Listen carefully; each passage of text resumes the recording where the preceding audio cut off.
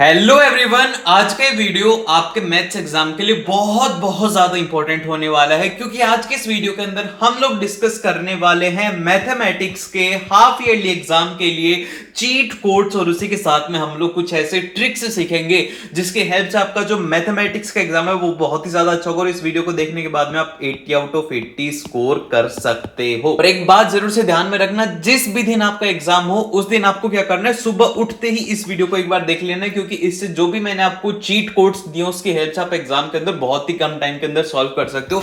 उसी के साथ में अगर आपको अपने हाफ ईयरली एग्जाम के लिए बहुत बहुत ज्यादा अच्छी तरीके से प्रिपरेशन करनी है तो हाफ ईयरली एग्जाम की एक अलग से प्लेलिस्ट है जहां पर आपको सभी सब्जेक्ट के सैंपल पेपर मिल जाएंगे, सभी सब्जेक्ट के नोट्स मिल जाएंगे जिससे कि आप अपने हाफ ईयरली एग्जाम के अंदर अच्छे स्कोर कर पाओ। तो बिल्कुल भी मिस मत करना, एक भी ट्रिक मिस मत करना क्योंकि हो सकता है कि वही आपके एग्जाम के अंदर आ जाए। तो चलिए स्टार्ट करते हैं बिना टाइम वेस्ट के, लाइक और सब्सक्राइब कर लेना।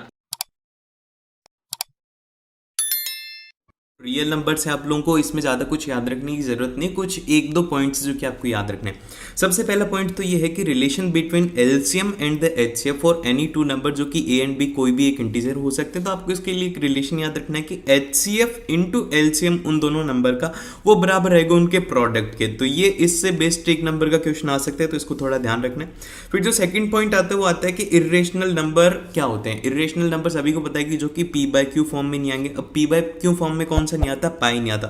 अब आप बोलेंगे कि भैया पाई तो हम 22/7 लिखते, वो अप्रोक्सीमेट वैल्यू होती है, वो एग्जैक्ट वैल्यू पाई की नहीं होती। तो यहाँ पर पाई हो गया, √2 हो गया, √3 हो गया, जिनको कि पी बाय क्यू में नहीं रिप्रेजेंट करा जाता। अब जिनको पी बाय क्यू में रिप्रेजेंट कर सकते हैं तो वो नंबर हो जाते हैं रेशनल नंबर। वहां पर पी और क्यू क्या होते हैं, वो होते हैं को प्राइम नंबर। ठीक है, अब इसके एग्जाम्पल है जैसे कि 2 एक रैशनल नंबर है, 3/7 एक रैशनल नंबर है, इसी तरीके से करके पूरे पूरे रैशनल नंबर होते हैं। देन फिर इसके बाद में यहाँ पर ये जो पी बाय क्यू है ये रैशनल के केस में याद रखना कि जब रैशनल नंबर होगा जब ये वाला केस लगेगा कि अब पी बाय क्यू जो है इसके दो हो सकते हैं। सबसे पहला होता है कि वो एंड हो जाए, मतलब कि जो नंबर है जैसे कि यहाँ पर 0.25 मतलब यहाँ पर ये एंड हो गया, इसके बाद में नहीं चल रहा। और अगर वो नहीं एंड होता है जैसे कि नॉट कम्स टू एंड, तो इसको कहा जाता है नॉन टर्मिनेटिंग। मतलब टर्मिनेटिंग का मतलब होता है कि खत्म होना, क्या कि खत्म हो जाए। तो यहाँ पर नॉन टर्मिनेटिंग इसलिए क्योंकि 1/3 को जब आप सॉल्व करेंगे तो ऐसा कि 0.33, तो आप कितना भी लिखते जाओ, आप 10,003 लिख दो, ये खत्म नहीं होगा क्योंकि कंटिन्यूसली रिपीट कर रहा है। तो जो खत्म नहीं होता उसको नॉन टर्मिनेटिंग कहा जाता है। तो यहाँ पर इस तरीके से इसको रिप्रेजेंट करा जाता है 0.3 के ऊपर बार लगा के। ठीक है, ये छोटी छोटी बातें जो कि आपको ध्यान रखनी। फिर इसके बाद में जो अगले वाले आते हैं वो आते हैं हमारे पास में पॉलिनोमियल से रिलेटेड। अब देखो पॉलिनोमियल में सबसे पहला जो आपको याद रखना है वो याद रखना है कि डिग्री ऑफ पॉलिनोमियल क्या होती। देखो डिग्री क्या होती है, सिंपल सा वो होता है कि highest power of x in P of x. अब जैसे कि पी ऑफ एक्स कुछ भी हो सकते हैं जो कि एक्स की टर्म्स में होगा, जिसके अंदर कि एक्स की हाईएस्ट पावर रहेगी वो रहेगी यहाँ पर इसकी डिग्री। अब जैसे कि लीनियर की अगर हम बात करें तो यहाँ पर ए एक्स प्लस बी, तो यहाँ पर देखो एक्स के ऊपर कितनी है, एक्स की पावर यहाँ पे 1 है, तो इसी वजह से क्या होगी, इसकी डिग्री 1 होगी। और क्वाड्रेटिक की अगर बात करें तो क्वाड्रेटिक के अंदर डिग्री 2 होती है। याद रखना कि डिग्री हमेशा हाईएस्ट होगी, हमेशा हाईएस्ट होती है। जैसे कि एग्जाम के अंदर क्वेश्चन ये आएगा कि 1/x + x² = 1, तो इसकी डिग्री क्या होगी। तो जब आप इसे सॉल्व करेंगे तो आपको इसकी डिग्री आनी चाहिए x3, मतलब इसकी डिग्री आनी चाहिए 3। अब ये कैसे आए ये मैं आप लोगों को एक बार थोड़ा सा एक्सप्लेन कर देता हूं क्योंकि ये क्वेश्चन ऐसा एग्जाम में आने की काफी ज्यादा प्रोबेबिलिटी है। जैसे कि अभी भी मैंने लिखा कि 1/x प्लस ऑफ यहाँ पर x² और = मैंने क्या लिख दिया 1। अब इसके अंदर हमें निकालना है कि इसकी डिग्री क्या होगी, तो इसकी डिग्री किस तरीके से निकालेंगे। तो आपको क्या करना होगा कि सिंपल सा पूरे को सॉल्व करेंगे। जब आप इसे सॉल्व करेंगे तो एलसीएम लेंगे, नीचे x आएगा, यहाँ पर 1 प्लस यहाँ पे x³ हो जाएगा = यहाँ पे 1 हो जाएगा। जब आप इसे सॉल्व करेंगे तो यहाँ पर बन जाएगा x³ - x + 1 = 0। तो ये क्या हो गया, यहाँ पर डिग्री जो होगी वो होगी यहाँ पे 3। याद रखनी है ये बात आपको याद रखना जरूरी है। आपको सॉल्व करके देखना होगा। एग्जाम के अंदर एग्जामिनर ऐसा क्वेश्चन देगा जिसके अंदर कि आप यहाँ पर इसके अंदर 3 की जगह पर आप 2 करके आओगे तो वहां पर वो गलती हो सकती है, इसीलिए वाला पॉइंट थोड़ा इंपॉर्टेंट है, इसलिए मैंने इसको इंक्लूड करा है। फिर क्यूबिक के अंदर इसकी डिग्री 3 हो जाती है और ये सिंपल सा था। अब इसके बाद में जो नेक्स्ट आता है कि जीरो ऑफ पॉलिनोमियल। अब ये क्या होता है, देखो जीरो वो होता है कि एक ऐसी वैल्यू x की जिसके लिए कि जो p ऑफ x है वो हो जाए जीरो। मतलब एक तरीके से आप ऐसे कुछ इसके अंदर पुट करिए, जैसे कि ये जो पॉलिनोमियल है इसके अंदर आप ऐसी कोई एक वैल्यू पुट करिए x की, जिससे कि पूरा का पूरा क्या हो जाएगा जीरो। तो वो जो वैल्यू रहेगी x की, जैसे कि x अगर आप 1 डालेंगे तो यहाँ पर इस पर जीरो हो रहा है, तो मतलब x इज इक्वल टू 1 क्या हो गया, इसका एक रूट हो गया। एंड फिर इसके बाद में ये जीरो भी कहते हैं, इसको रूट भी कहते हैं, कंफ्यूज मत हो जाना एग्जाम के अंदर। फिर इसके बाद में आते हैं आप ग्राफ। अब देखो ग्राफ से भी आप ये निकाल सकते हो कि कितने नंबर ऑफ जीरोज होंगे, कितने नंबर ऑफ रूट होंगे। तो इसके लिए आपको क्या याद रखना है, इसके लिए आपको यही याद रखना है कि वो कितनी बार x को टच कर रहा है। अब देखो इसको बात को समझने की कोशिश करना कि जितने भी टाइम वो टच करेगा उतने उसके रूट क्यों होंगे। अब जैसे कि यहाँ पर इसने इसको एक बार टच करा तो मतलब x की एक वैल्यू आ गई है, जहां पर कि इसकी जो वैल्यू है y is equal to zero, जो कि यहाँ पर p ऑफ x है। तो यहाँ पर ये p ऑफ x जीरो कितने के लिए होगा, x इज इक्वल टू जितनी भी बार आएगा तो उसके लिए जीरो हो जाएगा। इसीलिए यहाँ पर जितनी बार टच करता है उतने इसमें रूट होते हैं। जैसे कि अभी पहला एग्जांपल है तो इसके अंदर कितने रूट होंगे, तो इसके अंदर रूट जब आप देखेंगे तो पहला रूट तो ये हो गया और एक दूसरा रूट ये हो गया। तो इसके अंदर नंबर ऑफ जीरोस कहो या फिर नंबर ऑफ रूट कहिए, वो आपके पास में आ जाएंगे यहाँ पर 2। फिर इसी तरीके से इस वाले के अंदर जब आप देखेंगे तो बस ये एक बार टच कर रहा है तो यहाँ पर एक वैल्यू आएगी एक्स की, तो यहाँ पर जिसके अंदर नंबर ऑफ जीरो हो जाएगा वो हो जाएगा 1। इसका एकदम से करेक्ट आंसर है। देन फिर इसके बाद में चलते हैं हम नेक्स्ट की तरफ, जो कि आता है हमारे पास में pair of linear equation in two variable. अब देखो इस चैप्टर से क्वेश्चन ये आता है कि आपको कोई भी दो इक्वेशन दे दी जाएंगी, जैसे कि इक्वेशन गिवन है ax plus b1y plus of c1 is equal to 0 और a2x plus b2y plus of c2 is equal to 0। ठीक है, ये आपको गिवन है। तो आपको करना क्या है, यहाँ पर a b c की वैल्यू अलग अलग निकाल लो एक तरफ करके और आप ऐसे लिख लेना। फिर इसके बाद में आपको वैल्यूज कंपेयर करनी है कि a1 अपॉन a2 और b1 अपॉन b2 अगर अनइक्वल रहते हैं, उनमें कोई भी रिलेशन नहीं है, तो ऐसे अगर रहेगा तो उसके लिए यूनिक सॉल्यूशन रहेगा और वो जो लाइन का नेचर है वो रहेगा इंटरसेक्टिंग लाइन। और फिर इसके बाद में आता है कि कोई भी सॉल्यूशन नहीं है, तो इसके लिए क्या होगा कि एक ऐसी कंडीशन है कि a1 upon a2 is equal to b1 upon b2 पर वो c1 अपॉन c2 के बराबर नहीं रहेंगे। तो इस केस के अंदर कोई भी सॉल्यूशन नहीं होगा और ये जो लाइन होंगी ये होंगी पैरेलल लाइन और इनका जो नेचर रहेगा वो रहेगा इनकंसिस्टेंट, इनका नेचर रहने वाला है। देन फिर इसके बाद में हम लोग बात करते हैं, वो करते हैं इनफाइनाइटली सॉल्यूशन की, उनके बहुत सारे सॉल्यूशन है। तो वो कौन सी लाइन होती है, उसके लिए आपको करना होता है a1 upon a2 is equal to b1 upon b2 is equal to c1 upon c2। तो ऐसी जो लाइंस होती हैं उनको कहा जाता है कोइंसिडेंट लाइन, जिनके लिए कि इनफाइनाइट सॉल्यूशन होता है। देन फिर अगर आपको वैल्यू ऑफ x निकालनी, जैसे कि ये दो इक्वेशन है तो इनमें अगर आपको x की वैल्यू निकालनी है तो इसके लिए दो तरीके होते हैं। सबसे फर्स्ट तरीका होता है बाय सब्स्टिट्यूशन। इसका मतलब क्या होता है कि ये जो हमारी फर्स्ट इक्वेशन है और ये सेकंड इक्वेशन है, इन दोनों में से किसी में से x की वैल्यू निकालो और इसमें से पुट कर दो, जो भी आसान है उसकी निकाल करके दूसरे में पुट कर दो। तो यहाँ पर दिया हुआ है x plus 2y is equal to 3, तो यहाँ से हम बहुत ही आसानी से कर सकते हैं। 2y को इधर ट्रांसफर किया तो x की वैल्यू होगी x is equal to 3 minus 2y। अब ये जो x की वैल्यू है इसको उठा करके हम फर्स्ट इक्वेशन के अंदर रख सकते हैं 7 इंटू 3 माइनस 2y और minus of 15y is equal to 2 और एक तरफ y रहेगा और यहाँ से आपके पास में y की वैल्यू कैलकुलेट कर लेंगे। जब y की वैल्यू आ जाएगी तो उसको इस इक्वेशन के अंदर रख करके x की वैल्यू आ जाएगी। इस तरीके से एक तरीका होता है ये जिससे कि आप सॉल्व कर सकते हो। अब जो दूसरा तरीका है वो है बाय एलिमिनेशन। अब देखो एलिमिनेशन के अंदर क्या होता है कि आप कोई एक पूरी टर्म को कैंसिल कर देते हो, या तो आप पूरी पूरी x की टर्म को कैंसिल कर दोगे या फिर आप पूरी पूरी y की टर्म को कैंसिल कर दोगे। तो यहाँ पर दो इक्वेशन गिवन है x plus 3y is equal to 6 और दूसरी इक्वेशन गिवन है 2x plus 3y is equal to 12। तो आपको यहाँ पर कॉमन दिख रहा होगा कि ये 3y और 3y है, तो आपके दिमाग में आना चाहिए कि हम इनको आसानी से कैंसिल कर सकते। तो हम क्या करेंगे कि जो इक्वेशन फर्स्ट है उसको सेकंड में से सब्ट्रैक्ट करेंगे, सेकंड को फर्स्ट में से जब सब्ट्रैक्ट करेंगे तो 3y से 3y कैंसिल आउट हो गया और यहाँ पे बचा x और x की वैल्यू आ गई x इज इक्वल टू 6। अब x इज इक्वल टू 6 आप चाहो तो सेकंड में पुट कर दो या फिर आप चाहो तो फर्स्ट में पुट कर दो, वहां से आपके पास में y की वैल्यू आ जाएगी। तो जो भी आपको तरीका सही लगे एग्जाम के अंदर वो उससे आपको एग्जाम में सॉल्व कर देना है। देन फिर इसके बाद में हमारे पास में जो नेक्स्ट आता है वो आता है क्वाड्रेटिक इक्वेशन। अब देखो क्वाड्रेटिक इक्वेशन जो है उसमें जो क्वेश्चन आते हैं वो आते हैं नेचर ऑफ रूट्स पे। ठीक है, तो हम नेचर ऑफ रूट्स डिस्कस करते हैं, लेकिन उससे पहले थोड़ा सा बेसिक देखो। वो ये है कि बेसिक क्वाड्रेटिक इक्वेशन रहेगी वो रहेगी ax square plus of bx plus constant, यहाँ पर a जीरो नहीं रहेगा और इसके दो रूट रहेंगे अल्फा और बीटा, और अल्फा बीटा इसके रूट रहने वाले। अब हम बात करते हैं कि इस क्वाड्रेटिक इक्वेशन का सॉल्यूशन किस तरीके से होता है। दो तरीके होते होते हैं, सबसे पहला जो तरीका होता है वो होता है क्वाड्रेटिक फॉर्मूला, जो कि आप अभी याद कर लो। वो है कि अगर आपको x की वैल्यू निकालनी है तो वो होता है minus of B plus minus, यहां पर आ जाता है, मैं एक बार कलर चेंज कर लेता हूं, minus of B plus minus of, यहां पर याद रखो ये होता है पॉजिटिव और नेगेटिव। अगर अल्फा चाहिए तो उसके लिए पॉजिटिव रखना है और अगर बीटा चाहिए तो उसके लिए नेगेटिव रखना है। देन फिर इसके बाद में क्या होता है कि under root of B square minus 4ac divided by 2a, इसको आप थोड़ा सा सिंप्लीफाई करके लिख सकते हो minus of B plus minus under root of D divided by में 2a, क्योंकि d की वैल्यू क्या होती है, वो होती है हमारे पास में B square minus of 4ac, तो इसको हम ऐसे भी सिंप्लीफाई करके लिख सकते हैं। देन फिर इसके बाद में यहाँ पर जो d है वो होता है बी स्क्वायर माइनस 4ac, जो कि इसका डिस्क्रिमिनेंट होता है। अब इसके बाद में जो सबसे इंपॉर्टेंट टॉपिक है जिससे कि क्वेश्चन आएगा ही आएगा, आपको एग्जाम के अंदर देखने को मिलेगा इस सेकंड वाले पॉइंट से, वो ये है कि nature of root. Nature of root क्या रहेगा, अब d इज ग्रेटर देन 0, तो इस केस के अंदर रियल और अनइक्वल रूट रहेंगे, लेकिन जो रूट है उनकी वैल्यू रहेगी minus of b plus minus under root of d upon में 2a। तो आपको वैल्यू भी याद रख लेनी कि यार अगर d की वैल्यू ग्रेटर देन 0 है तो ये वाला फॉर्मूला लगा करके सीधी सी वैल्यू निकाल लेनी है। और अगर मान लो कि d की वैल्यू 0 हो जाती है, बहुत बार क्वेश्चन के अंदर आएगा कि the quadratic equation having the equal solution, तो उस केस के अंदर आपको क्या करना है कि d की वैल्यू को 0 करना है, और अगर आपको रूट निकालना है तो वो सीधे रूट होते हैं x is equal to minus of b by 2a। आपको ये फॉर्मूला लगाने की जरूरत ही नहीं है, क्वाड्रेटिक फॉर्मूला सीधा आपके पास में रूट आ जाएंगे।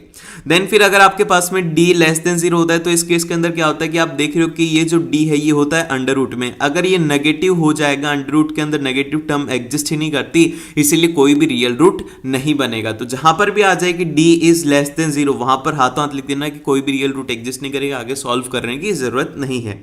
फिर इसके बाद में आता है हमारे पास में, वो आता है अर्थमेटिक प्रोग्रेशन, मतलब AP। इसके अंदर इसके फॉर्मूलाज इंपॉर्टेंट है और इसमें कोई भी कंसेप्ट नहीं है, बेसिक है, आपको पूरे सिंपल से फॉर्मूलाज लगाने और आपको सॉल्व करते जाना है। तो इसके अंदर क्या होता है कि अगर एक कोई फर्स्ट टर्म है जैसे कि 1 है और सेकंड है 2 और थर्ड है 3 और फिर फोर्थ है 4, तो यहां पर क्या हो रहा है कि सभी के अंदर +1 का एडिशन होते जा रहा है, ठीक है, सभी के अंदर +1 का एडिशन हो रहा है। तो ऐसी टर्म होती हैं जिनके अंदर कंटिन्यूअस में एक सीक्वेंस के अंदर कोई नंबर ऐड होता है, उसको कहते हैं AP। अब जैसे कि ये है, ये हो गया A, नेक्स्ट टर्म क्या होगी, वो होगी a प्लस डी, फिर थर्ड टर्म क्या होगी, वो होगी a प्लस 2d, फिर फोर्थ टर्म क्या होगी, वो होगी a प्लस 3d। तो इस तरीके से कंटिन्यू में सिक्वेशंस चलता जाएगा, और जो फर्स्ट टर्म होती है उसको रिप्रेजेंट किया जाता है a से, और सेकेंड टर्म को हम लिखते हैं a प्लस d से, और यहाँ पर जो d है वो होता है कॉमन डिफरेंस, जिसकी की वैल्यू होती है next term minus of previous term. जैसे कि अगर आपको वैल्यू निकालनी है d की तो a2 माइनस आपको a1 करना पड़ेगा,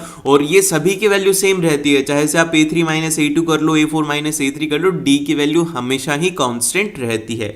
और d जो है वो हमारा हो सकता है पॉजिटिव भी हो सकता है, नेगेटिव भी हो सकता है, और ये 0 भी हो सकता है। अगर आपके पास में d की वैल्यू नेगेटिव आ रही है तो घबराने की जरूरत नहीं है, आप सही कर रहे हो, ठीक है। देन फिर इसके बाद में आता है कि अगर आपको कोई भी nth टर्म निकालनी है, जैसे कि फॉर एग्जांपल के लिए 20 टर्म है हमारी AP के अंदर और आपको 18th टर्म निकालने की, 18th टर्म निकालनी, तो उसके लिए फॉर्मूला हमने निकाला है, वो ये है कि an, मतलब कि अगर आपको A80 निकालना है तो यहाँ पर n की वैल्यू कितनी होगी, वो हो गई 18, ठीक है। वो रहता है a plus of n minus 1 into D, और फिर इसके बाद में आप n की वैल्यू पुट करके आसानी से सॉल्व कर सकते हो। अगर आपको लास्ट टर्म निकालनी है तो उसको रिप्रेजेंट किया जाता है L से, और वो होता है a plus of n minus 1 into D.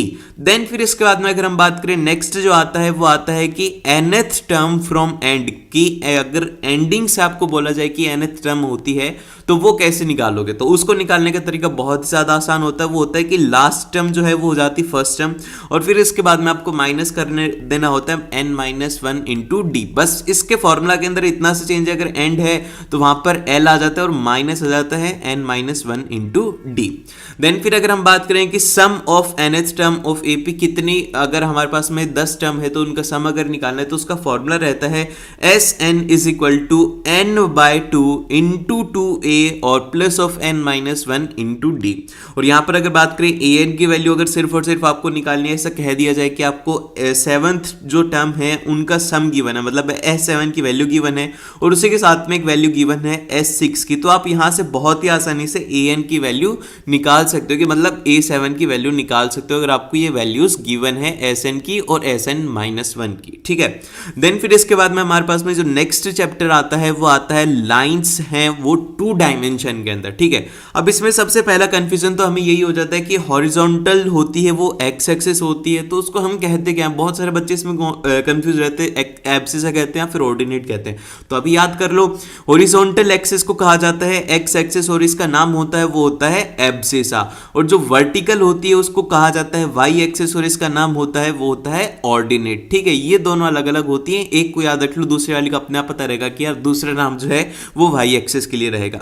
Then फिर इसके बाद में यहाँ पर आता है वो आता है डिस्टेंस फॉर्मूला। अब देखो डिस्टेंस फॉर्मूला किसके बीच में लगाया जाता है कि एक पॉइंट कोई भी पी है यहाँ पर और एक कोई दूर पॉइंट है क्यों, और इनके कोऑर्डिनेट्स हमें गिवन है, तो इनके बीच की जो डिस्टेंस है वो हम निकाल सकते हैं इस फॉर्मूला से, वो होता है अंडर रूट में x2 माइनस ऑफ x1 का square plus y2 minus of y1 का स्क्वायर की जो नेक्स्ट पॉइंट है उसमें से आपको प्रीवियस पॉइंट की वैल्यूज को सब्ट्रैक्ट करके आपके पास में डिस्टेंस की वैल्यू आ जाएगी। देन फिर इसके बाद में आता है सेक्शन फॉर्मूला। सेक्शन फॉर्मूला जो है इसको इंपॉर्टेंट मार्क कर लो, अगर क्वेश्चन आएगा तो सीधा 3 नंबर के अंदर आने वाला है, ठीक है। तो इस सेक्शन फॉर्मूला के अंदर क्या होता है कि कोई भी एक ए पॉइंट है और एक है हमारे पास में ये बी पॉइंट, ठीक है। ये है एक लाइन के ऊपर और इनमें कोई भी एक पी पॉइंट है बीच में जो कि इनको स्प्लिट कर रहा है m1 रेशियो m2 के अंदर, ठीक है। m1 रेशियो m2 के अंदर इनको क्या कर रहा है, स्प्लिट कर रहा है। तो अगर हमें निकालनी है कि p के कोऑर्डिनेट क्या होंगे, तो इसके लिए हमारे पास में फॉर्मूला रहता है, वो ये रहता है कि m1 into x2 plus minus of m2 into x1 divide by में आ जाता है m1 plus minus of m2। और अगर आपको इंटरनली कह दिया जाए कि इंटरनली बाइसेक्ट कर रहा है तो आपको प्लस लेना है, और अगर कहा जाए कि एक्सटर्नली कर रहा है तो उसके लिए आपको माइनस करना है, ठीक है। बस इसमें इतनी सी बात याद रखो, एक टर्म 1 की रहेगी तो दूसरी वाली जो टर्म है वो रहने वाली है 2 की, अगर m1 है तो उसके साथ में आएगा x2, ठीक है। देन फिर इसके बाद में हमारे पास में आता है वो आता है कि अगर हमें y कोऑर्डिनेट निकालना है तो जिस तरीके से x कोऑर्डिनेट निकाला था उसी तरीके से हम लोग y कोऑर्डिनेट निकालेंगे, तो वो क्या हो जाएगा, वो हो जाएगा m1 into Y plus minus of m2 into y1, ठीक है। y2 और y1 को अलग अलग करेंगे, पहले y2 आती फिर y1 वाली टर्म आती है और नीचे हमें m1 प्लस m2 करना है। और अगर कह दिया जाए कि आपको इसका मिड पॉइंट निकालना है ab का, तो इसके लिए लगाने की जरूरत ही नहीं है, आपको सीधा फॉर्मूला याद होना चाहिए कि x1 प्लस x2 करना है और उसको हाफ कर देना है, y1 प्लस y2 करना है और उसको हाफ कर देना, वहां से हमारे पास में उसके मिड पॉइंट की वैल्यू आ जाएगी, ठीक है। देन फिर इसके बाद में हमारे पास में जो नेक्स्ट आता है वो आता है ट्राइंगल्स। अब देखो ट्राइंगल्स के अंदर कुछ कुछ प्रॉपर्टीज हैं जो कि आपको याद रखने, सीधा प्रॉपर्टी के ऊपर बेस्ड ही क्वेश्चन आते हैं। तो सबसे फर्स्ट जो आता है कि इफ 2 ट्राइंगल्स आर सिमिलर, अगर मान लो कि हमारे ये एल एम एन है और ये जो पी क्यू आर है ये दोनों के दोनों हो जाते हैं सिमिलर, तो क्या क्या कंडीशन होंगे। तो सबसे पहली तो रहेगी कि करस्पॉन्डिंग एंगल्स आर इक्वल, इनके करस्पॉन्डिंग एंगल इक्वल होंगे। Angle L is equal to angle P, angle M is equal to angle Q और angle N is equal to angle R, जो कि मैंने इस फिगर में भी बता रखा है आपको। तो इस तरीके से आपको ये याद रखना कि करस्पॉन्डिंग एंगल इनके बराबर रहेंगे, ठीक है। देन फिर इसके बाद में जो इनके साइड का जो प्रपोर्शन है वो भी सेम रहेगा, जैसे कि एल एम हो गया, पी क्यू हो गया, L M upon P Q is equal to M N upon में क्यू आर और is equal to N L में अपॉन में पी आर। ये आपको पॉइंट जरूर से याद रखने, काफी ज्यादा इंपॉर्टेंट है, इसको अभी नोट डाउन कर लो। इसके बाद में आता है इसका सेकंड पॉइंट। तो देखो ये जो सेकंड पॉइंट है इससे रिलेटेड क्वेश्चन आएगा ही आएगा, या तो आपको कह दिया जाएगा कि ये इसके पैरेलल है तो आपको ये प्रूव करना होगा, और अगर आपको ये दे दिया गया है तो आपको ये प्रूव करना है। बहुत ही ज्यादा इंपॉर्टेंट है ये वाला कंसेप्ट। वो ये है कि if a line divide any 2 side of a triangle in the same ratio, कि अगर कोई भी एक लाइन है जो कि इसकी साइड है, जैसे कि ये ए बी है और AC है, इनको अगर इक्वल रेशियो के अंदर डिवाइड कर रही है, then the line is parallel to third side. ये है थ्योरम, इसको याद रखो। इसका कहने का मतलब ये है कि if DE is parallel to BC, ये इसके बराबर है, तो ये होगा कि AD ये वाली टर्म है और ये हो जाएगा DB, ये क्या है, इनका रेशियो बराबर रहेगा AE अपॉन में EC के। ये आपको जरूर से याद रखना है, ठीक है। बहुत ही ज्यादा इंपॉर्टेंट है क्योंकि बहुत बार ऐसे क्वेश्चन आ जाता है एग्जाम में। देन फिर इसके बाद में आता है हमारे पास में वो आते हैं सर्कल्स। अब देखो सर्कल से रिलेटेड आपको एक तो पॉइंट ये याद रखना है कि एक पॉइंट है अगर P, तो इसके ऊपर सिर्फ और सिर्फ एक टेंजेंट ही बनने वाली है। एक पॉइंट के ऊपर सिर्फ और सिर्फ एक टेंजेंट ही एग्जिस्ट करेगी, ठीक है। देन फिर इसके बाद में नेक्स्ट जो आता है है कि the length of tangent drawn from an external point to a circle are equal, कि अगर हमारे एक एक्सटर्नल पॉइंट है r जो कि इससे दूर है और इससे अगर हम इसके ऊपर टेंजेंट ड्रॉ कर रहे हैं ये दोनों, तो इनमें क्या होगा कि इनकी लेंथ बराबर रहेगी rp is equal to rq। Then फिर इसके बाद में इसका नेक्स्ट पॉइंट आता है कि there are only two tangent that can be drawn from a point outside the circle. अगर एक पॉइंट P है, इससे दो टेंजेंट ड्रॉ कर रहे हैं तो आप बस दो ही टेंजेंट ड्रॉ कर सकते हो T1 और T2 पॉइंट के ऊपर, इससे ज्यादा ड्रॉ नहीं होती है। और अगर ये T1 पॉइंट होता तो इसके ऊपर सिर्फ और सिर्फ एक ही टेंजेंट एग्जिस्ट करती है। इतना आसान है, आपको इतना अच्छे तरीके से मैंने रिवीजन कराया, तो इसी बात के ऊपर मेक श्योर कि आप इस वीडियो को लाइक करो और अपने दोस्तों के साथ में इसे जरूर से शेयर कर देना, ताकि मेरे को भी खुशी मिलेगी और आपके फ्रेंड का भी हेल्प हो जाएगी। देन फिर इसके बाद में हमारे पास में आती है, वो आती है ट्रिग्नोमेट्री। अब देखो ट्रिग्नोमेट्री के जितने भी फॉर्मूलाज है ना, उनको याद रखना बहुत ही ज्यादा आसान है। आपको लग रहा होगा टफ है, लेकिन बहुत ही ज्यादा आसान है। जैसे कि अगर मैं बात करूं ट्रिग्नोमेट्री रेशियो के अंदर, वो होता है, ये टेबल याद रख लो, ये होती है PBP और ये हो जाता है HHB। इसका मतलब ये होता है, आपको याद रखना है कि पंडित बद्री प्रसाद हर हर बोले। आप यहां पर पंडित का P ले लो, बद्री का B ले लो, प्रसाद का P ले लो, हर हर का H और B ले लो, तो ये टेबल बन गई हमारी। और इसके अंदर जब आप इस टेबल को बना लोगे तो ये जो P/H रहता है ये होता है साइन थीटा, और B/H रहता है वो रहता है कॉस थीटा, और टेन थीटा की वैल्यू रहती है वो रहती है P/B। ये बहुत ही ज्यादा आसान हो गया। और उसी के साथ में अगर आपको कॉसेक वगैरह की वैल्यू निकालनी है तो कॉसेक के लिए क्या याद रखो, कॉसेक जो है उसको क्या चाहिए होगा, C के साथ में आपको हमेशा S लगा देना है। तो कॉसेक हो गया, तो आप इसको लिख सकते हो cosec theta is equal to 1 में साइन थीटा, और इसकी वैल्यू हो जाएगी H/P। और अगर बात करें सेक थीटा, तो सेक के लिए यहां पर ऐसा रहा है तो आपको यहां पर कॉस लगा देना होगा, तो वो हो जाएगा 1 में cos theta is equal to H/B। और अगर बात करें कॉट थीटा की, तो कॉट थीटा के लिए ऐसा कुछ भी नहीं होता, इसके लिए होता है 1 में टेन थीटा, और इसकी वैल्यू हो जाती है B/P। बहुत ही ज्यादा आसान था ये, ठीक है। इस तरीके से आपको याद रखना है, ठीक है। अगर आपको कोई क्वेश्चन सॉल्व नहीं हो रहा तो इसका मतलब ये है कि आप उसमें पाइथागोरस थ्योरम नहीं लगा पा रहे हो। तो हर एक क्वेश्चन के अंदर आपको ध्यान से देखना है कि अगर वो सॉल्व नहीं हो रहा तो कहीं वहीं पर पाइथागोरस थ्योरम तो नहीं लग रही। वो होता है हाइपोटेनियस के square is equal to base का स्क्वायर प्लस ऑफ परपेंडिकुलर का स्क्वायर, ये रहती है हाइपोटेनियस थ्योरम। देन फिर ये होगी हमारे पास में वैल्यूज, तो वैल्यूज आपको याद रखना है कि साइन थीटा ऑफ 0 कितना रहता है, वो रहता है 0, 30 के ऊपर हाफ रहता है, 45 के ऊपर 1 में √2 रहता है, और 30 के ऊपर मतलब 60 डिग्री जो है उसके ऊपर रहता है √3/2, 90 डिग्री के ऊपर इसकी वैल्यू रहती है 1। और इसी तरीके से cos थीटा की याद रख लो, tan थीटा की आप आसानी से बना सकते हो sin थीटा अपॉन में cos थीटा करके। अगर याद नहीं है तो इस तरीके से करके आप बहुत ही आसानी से जल्दी से इनकी वैल्यूज निकाल सकते हो।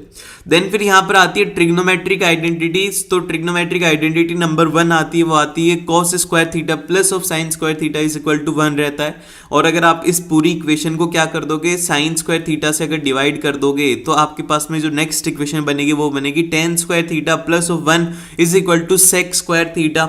और एक बार हमने साइन स्क्वायर थीटा से किया, अब इसको cos स्क्वायर थीटा से करेंगे तो क्या बनेगी, इसकी थर्ड इक्वेशन बन जाएगी, वो हो जाएगी cot square theta plus 1 is equal to cosec square theta. तो ये तीन इक्वेशन है, ये तीनों की तीनों याद रख लो तो आपको अच्छे से इसमें कोई भी मतलब क्वेश्चन नहीं रुकने वाला। इसके बाद में आता है हमारे पास में हाइट एंड डिस्टेंस। तो देखो हाइट एंड डिस्टेंस के अंदर बेसिकली दो चीजें याद रखनी है, एक तो है एंगल ऑफ एलिवेशन और एक है एंगल ऑफ डिस्पर्सन। तो देखो दोनों एक ही चीज होती है। एग्जाम के अंदर अगर एंगल ऑफ डिस्पर्सन आए तो मतलब क्या है कि ऑब्जेक्ट को कहीं ऊपर से देखा जा रहा है, ठीक है, वो होता है एंगल ऑफ डिस्पर्सन। और अगर नीचे से देखा रहा है तो वहां पर आता है एंगल ऑफ एलिवेशन, ठीक है। ये है बहुत ही बेसिक, ये आपको पता होना चाहिए। अब जो काम की बात है वो है ये कि अगर आपसे कहा जाए कि कोई भी हाइट ऑफ ऑब्जेक्ट अगर निकालनी है, जैसे कि फॉर एग्जाम्पल के लिए यहाँ पे क्या है कि यहाँ पर एक h हाइट की एक बिल्डिंग है जिसके ऊपर की एक y हाइट का फ्लैग लगा हुआ, और आपसे बोला गया कि इसकी लेंथ बताओ और अल्फा और बीटा की आपको वैल्यू दे दी है। तो आपको किस तरीके से इसको सॉल्व करना है, तो बेसिकली आपको यहाँ पर दो इक्वेशन बनानी होंगी।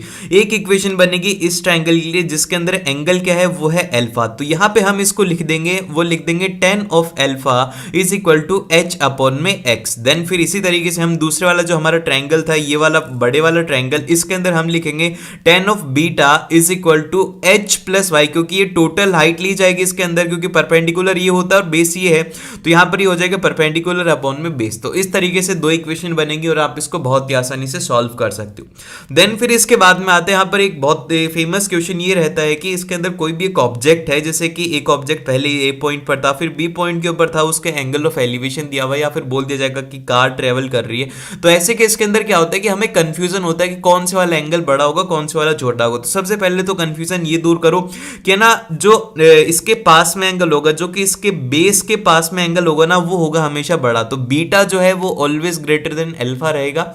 और फिर आपको अब इक्वेशन किस तरीके से बनानी है, आपको सबसे पहले तो बनाना होगा कि ये जो ओवरऑल बड़े वाला ट्रायंगल है जिसके अंदर की जो एंगल है अल्फा, तो आप यहां पर लिखेंगे tan of alpha is equal to हो जाएगा h अपॉन में x प्लस 10, क्योंकि टोटल बेस इसके अंदर वेरिएबल है। और वहीं पर अगर बात करें बीटा के अंदर, तो बीटा के अंदर आपको बेस की कोई भी वैल्यू दी हुई रहेगी, वो रहेगी यहां पर tan of beta is equal to h upon में यहां पर 10 आएगा, x नहीं आएगा, यहां पे 10 आएगा, इसको करेक्ट कर लेना, ठीक है। देन फिर इसके बाद में चलते हैं हम नेक्स्ट की तरफ, जो कि आता है अब एरिया रिलेटेड टू सर्कल। हम देखो इसके अंदर सबसे फर्स्ट तो आपको पता है कि एरिया ऑफ जो हमारा सर्कल होता है वो होता है पाई आर स्क्वायर, और उसका सर्क्यूमफेरेंस होता है वो होता है 2 पाई आर, आर होता है यहाँ पे रेडियस। तो अब इसके बाद में जो इंपॉर्टेंट है वो ये है कि जैसे कि ये हमारा सर्कल है और इसमें हमने ये सेक्टर मार्क कर रखा है, आपको दिख रहा होगा ये ग्रीन कलर का, तो इसका एरिया क्या होगा। तो इसका जो एरिया रहता है कोई भी सेक्टर का, वो रहने वाला है हमारे पास में थीटा अपॉन 360 डिग्री, मतलब थीटा इसका कोई भी एंगल होगा कि ये 60 डिग्री की आर्क है या फिर ये 80 डिग्री की आर्क है, जितने भी डिग्री की आर्क है वो यहां पर थीटा की वैल्यू रखेंगे, फिर 360 से डिवाइड करके पाई आर स्क्वायर से जब मल्टीप्लाई करेंगे तो इस सेक्टर का पूरे का एरिया आ जाएगा। और वहीं पर अगर हमें ये जो रेड वाला मार्क्ड है, इसकी अगर हमें मान लो कि ये निकालना है कि इसकी लेंथ कितनी है, लेंथ ऑफ आर्क कितनी है, तो वो हम निकाल लेंगे इसी तरीके से थीटा अपॉन में 360, और टोटल कितना है वो है 2 पाई आर से मल्टीप्लाई कर दिया। बहुत ही ज्यादा आसान था, इसके अंदर बस 3 से 4 फॉर्मूला है और आपका ये चैप्टर क्लियर। देन फिर इसके बाद में जो नेक्स्ट चैप्टर आता है जिसके अंदर सबसे ज्यादा फॉर्मूलाज हैं, वो है हमारा सरफेस एरिया एंड वॉल्यूम। अब देखो इसमें है ना 3 चीजें आपको याद रखने, एक तो लेटरल सरफेस एरिया जो कि आप कर्व्ड सरफेस एरिया भी बोलते हो, और उसी के साथ में टोटल सरफेस एरिया और उसकी वॉल्यूम। बस 3 चीजें अगर किसी की याद है तो फिर आपसे कोई भी क्वेश्चन गलत नहीं होगा। तो सबसे फर्स्ट अगर मैं बात करूं, यहाँ पर क्यूब है तो क्यूब के अंदर सारी साइड्स इक्वल होती है, तो इसका जो लेटरल सरफेस एरिया है वो होता है 4a स्क्वायर, और अगर बात करें टोटल सरफेस एरिया वो होता है 6a स्क्वायर। और वहीं पर अगर इसकी वॉल्यूम की बात करें तो इसकी वॉल्यूम होती है a क्यूब की, मतलब इसकी कितनी कैपेसिटी होती है वो होती है a क्यूब, और अगर इसके डायगोनल की बात करें वो होता है under root of 3 into a, ठीक है। ये 4 चीजें आपको इसमें याद रखने। इसी तरीके से क्यूबॉइड जो है, क्यूबॉइड के अंदर डिफरेंस ही होता है कि इसके अंदर लेंथ अलग होती है, ब्रेथ अलग होती है और हाइट अलग होती है, सब कुछ अलग होता है। तो इसका जो लेटरल सरफेस एरिया है वो रहेगा हमारे पास में 2 into length plus breadth into height, और इसी तरीके से टोटल सरफेस एरिया है वो रहेगा 2 into LB plus BH plus LH, ये रहेगा पूरा उसका टोटल सरफेस एरिया। मतलब लेटरल सरफेस एरिया के अंदर क्या है कि ये जो दीवार हैं ये बस 4 दीवार हैं, ऊपर की और नीचे की दीवार को इंक्लूड नहीं करना है। तो वो अब इसके बाद में यहाँ पर जो नेक्स्ट इसकी वॉल्यूम आती है, वॉल्यूम के लिए आपको क्या करना है कि length into breadth into height कर देना, वहां से इसकी वॉल्यूम आ जाएगी। और एक बात यहाँ पर इंपॉर्टेंट आप मार्क करके लिख लो कि जो ये लेटरल सर्फेस एरिया और कर्व्ड सर्फेस एरिया होता है, ये होता है मीटर स्क्वायर में, और अगर यूनिट नहीं दी हुई है क्वेश्चन में तो आपको लिखना होगा यूनिट स्क्वायर, क्योंकि इसका जो नंबर है वो रहता है हाफ मार्क्स रहता है कि अगर आप यूनिट लिखते हो नहीं लिखते, और अगर आंसर सही निकाल रहे हो यूनिट नहीं लिख रहे तो वहां पर गलती हो सकती है। और जो वॉल्यूम की रहेगी वो रहेगी मीटर क्यूब। लास्ट के अंदर आंसर में लगा देना कि 70 मीटर क्यूब, 60 मीटर क्यूब, इस तरीके से आपको ये करना है। देन फिर इसके बाद में हम चलते नेक्स्ट की तरफ, लेकिन उससे पहले यहाँ पर है डायगोनल की वैल्यू क्या रहती है, वो रहती है L square plus B square plus H square का स्क्वायर रूट रहेगा। देन फिर इसके बाद में हमारे पास में जो नेक्स्ट आता है वो आता है यहाँ पर राइट सर्कुलर सिलेंडर। अब ये जो राइट सर्कुलर सिलेंडर है इसका जो लेटरल सरफेस एरिया रहेगा, मतलब कि इसके जो हम देख सकते हैं उसको यहाँ पर आपसे कह दिया जाएगा कि बेस को टॉप को पेंट नहीं करना और आपको उसके कर्व्ड सरफेस एरिया को पेंट करना है, तो वो याद होना चाहिए 2 पाई आर एच। और टोटल सरफेस एरिया के अंदर क्या होगा कि सरफेस एरिया ऑफ बेस, ठीक है, बेस का मतलब ये तो टॉप है, ये टॉप है, और उसी के साथ में जो बेस है इसका एरिया भी ऐड कर दिया जाता है। इसका एरिया क्या होगा, ये है सर्कुलर में, तो सर्कुलर का एरिया क्या होता है भैया, वो होता है पाई आर स्क्वायर, तो इनका भी हो जाएगा पाई आर स्क्वायर दोनों का, तो 2 पाई आर स्क्वायर इसमें एडिशनल ऐड करना होता है। तो ओवरऑल जो टोटल सरफेस एरिया बनेगा वो बनेगा 2 pi R into H plus of R, ठीक है। ये आपको याद रखना, देखो ये जो फॉर्मूलाज हैं इनके ऊपर ही बेस्ड डायरेक्ट क्वेश्चन आते हैं, और अगर फॉर्मूलाज याद नहीं है तो गलती होने के चांसेस बहुत ज्यादा होते हैं। फिर इसके बाद में अगर वॉल्यूम की बात करें तो वॉल्यूम होती है, वो होती है पाई आर स्क्वायर एच, ठीक है, इसके अंदर कोई भी एडिशनल टर्म नहीं है। फिर इसके बाद में आता है होलो सिलेंडर। अब होलो सिलेंडर क्या होता है कि जिसके अंदर की खालीपन होता है, जैसे कि ये है, इसके अंदर ये वाला जो एरिया है, इनर सरफेस, ये जो पूरा पूरा मैं मार्क कर रहा हूं, ये वाला सरफेस है, ये पूरा का पूरा इसमें खाली रहता है, बस इसके अंदर यहां से लेकर के यहां तक इसमें मटेरियल रहता है। तो इसका जो हम अगर लेटरल सरफेस एरिया की बात करें तो वो रहता है हमारे पास में 2 pi H into R plus of R, क्योंकि टोटल रेडियस है हमें यहां पर लेनी होगी तो वो हो जाएगी आर प्लस आर।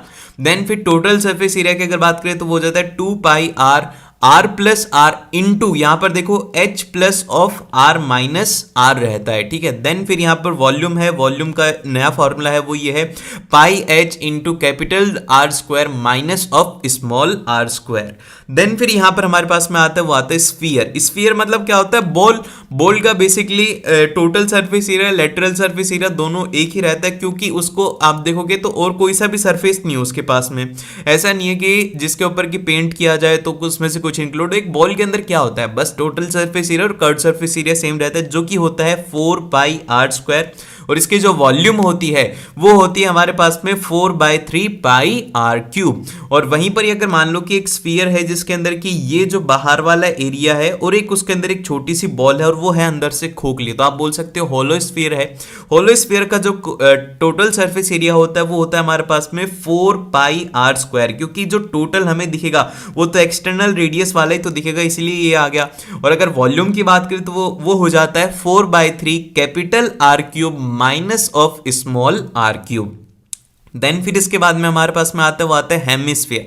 अब देखो हेमिस्फीयर के अंदर अगर हम लेटरल सरफेस एरिया की बात करें तो वो रहता है 2 पाई आर स्क्वायर, बहुत ही मतलब जो स्फीयर था उसका आधा कर दो, लेकिन जो टोटल सरफेस एरिया है वो होता है यहाँ पर 3 पाई आर स्क्वायर होता है, क्योंकि 2 पाई आर स्क्वायर तो इसका लेटरल सरफेस एरिया होगा जो कि हमें दिखता है, लेकिन एरिया ऑफ टॉप भी तो रहेगा नहीं। आप देख रहे हो ना, इसमें कटोरी के जैसा है, ये तो कटोरी के जैसा है तो उसके ऊपर कुछ ना कुछ एरिया ऊपर का भी रहता है, तो वो ऐड होकर के यहाँ पे इसका बन जाता है 3 पाई आर स्क्वायर, और इसकी जो वॉल्यूम रहती है वो रहती है 2/3 पाई आर क्यूब।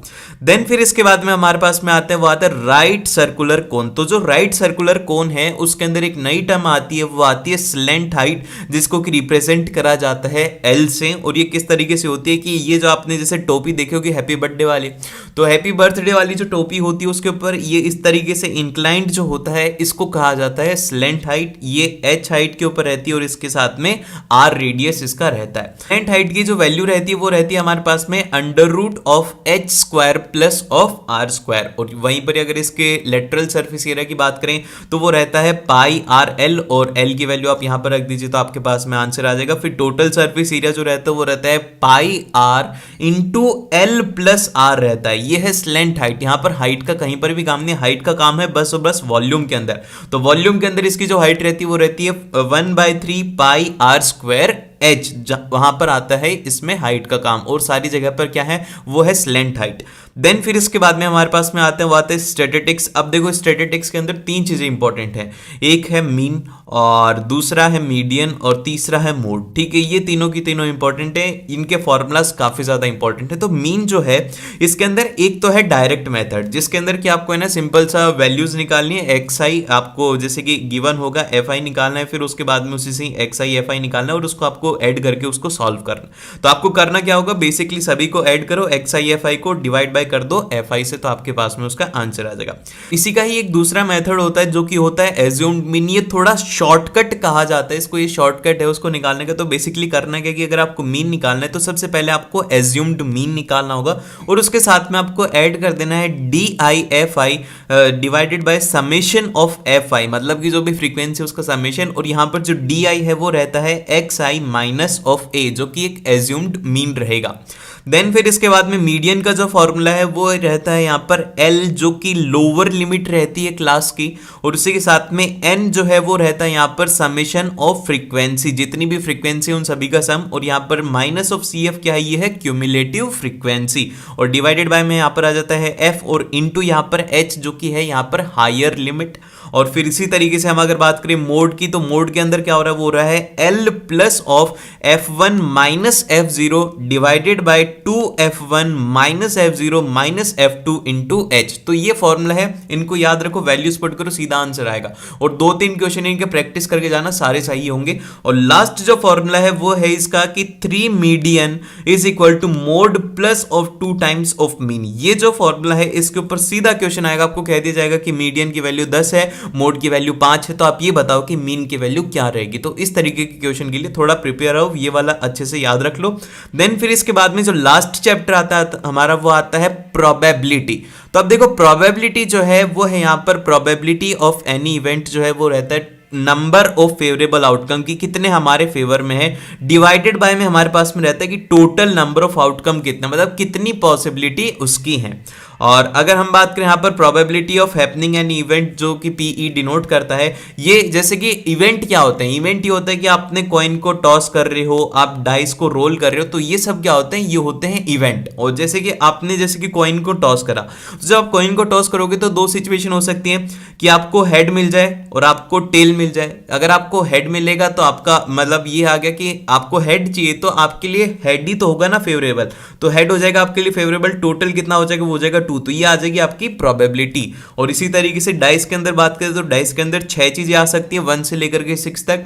तो यहां पर टोटल नंबर ऑफ आउटकम हो जाएंगे, वो हो जाएंगे 6। और यहां पर अगर बात करें फेवरेबल कितना है, जैसे कि आपको बोल दो कि भैया मेरे को 3 नंबर चाहिए, तो आपका 3 नंबर कितनी बार आ सकता है, वो आ सकता है 1 बार, और 1/6 हो गई इसकी प्रोबेबिलिटी। लेकिन अगर वहीं पर ही 2 डाइस को रोल कर देते हैं एक साथ, तो यहां पर बहुत सारे कॉम्बिनेशन बनेंगे, 1-1 का, 1-2 का, 1-3 का, फिर इसके बाद में बन जाएगा 2-1 का, 2-2 का, ऐसे करके लास्ट में 36 कॉम्बिनेशन बनते हैं। और ऐसा क्वेश्चन आता है कि ऐसी पॉसिबिलिटी निकालो कि उनके अंदर उनका सम 10 हो, तो आपको सभी प्रोबेबिलिटी निकालनी है, फेवरेबल निकालने, डिवाइड बाय में ये करके आपको सॉल्व कर देना है। और हमेशा याद रखना कि जो प्रोबेबिलिटी है वो ग्रेटर देन 0 या फिर इक्वल टू 0 हो सकती है, और 1 से बड़ी नहीं हो सकती। ये हमेशा बात याद रखना कि प्रोबेबिलिटी 1 से ज्यादा नहीं हो सकती, 1 हो सकती है पर 1 से ज्यादा नहीं हो सकती। अगर आपने इस वीडियो को यहां तक देखा है तो मतलब आपका कंप्लीट रिवीजन हो चुका है। तो कमेंट सेक्शन में जरूर से लिखना द एंड, क्योंकि यहां तक लास्ट तक बहुत ही कम स्टूडेंट आते हैं, जो आते हैं वो मतलब बहुत ही अच्छे तरीके से उनकी प्रिपरेशन हो चुकी है। And all the very best for your exam, और मिलते हैं आप लोगों को नेक्स्ट वीडियो में। मेक श्योर कि आप इस वीडियो को लाइक करो और शेयर करो और सब्सक्राइब कर लेना ऐसी ही और वीडियोस के लिए।